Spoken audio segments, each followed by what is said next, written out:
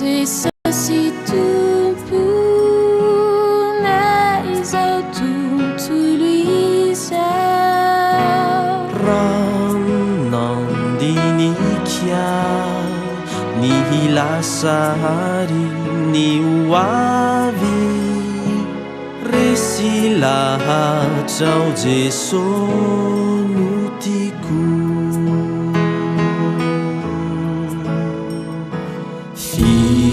Fizino ny tantana ny diko tsy nanary ahy raha tojoa ty sarotra. Fizinonandray ny tanako na mihinay taminy sandriko ny bitsika mangina tao ampoko izy ilay mpamonjy tena tia.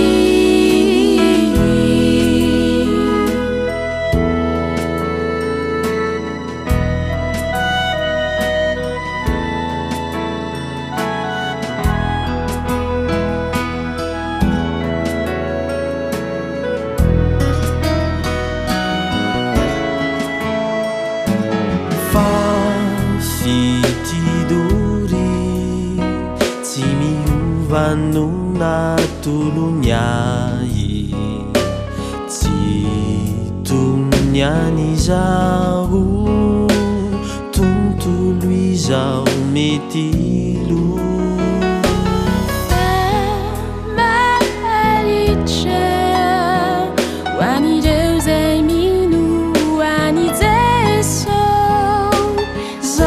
Solo ny heloko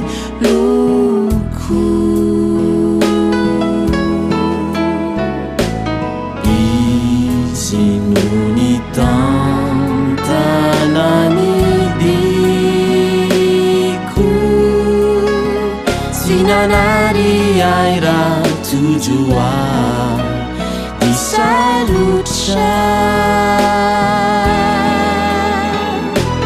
Fizinonandray ny tanako na mihinay taminy sandriko ny bitsika mangina tao ampoko izy ilay mpamonjy tena tia tena tia.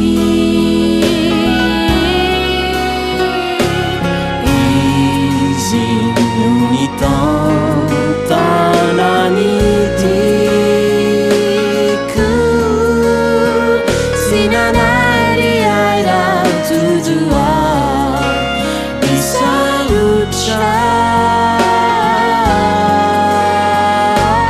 Fizinonandray ny tanako na mihinay taminy sandriko ny bitsika mangina tao ampoko izy ilay tena tia. Aza matahotra tena tia izy ilay nambo